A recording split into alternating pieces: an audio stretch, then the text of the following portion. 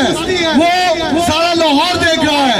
इस वक्त आपसे सिर्फ ये बर्दाश्त नहीं हो रहा कि 2 मिनट के लिए पीपल्स पार्टी के कारकुनान यहाँ पर सदर आसिफ अली जरदारी साहब की बर्थडे का केक काट सके। शर्म करो मरियम नवाज, और ट्वीट करो तुम शर्म से। और नवाज शरीफ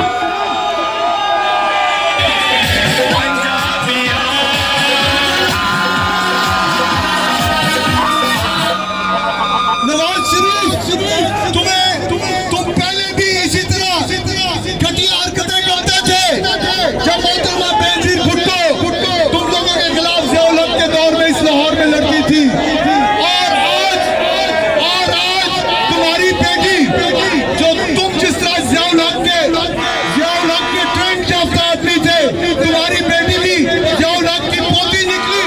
उससे ये बर्दाश्त नहीं हुआ कि हमारे जो हजारों की तादाद में यहाँ पे कारकुन है वो यहाँ पे खुशी मना सके। तो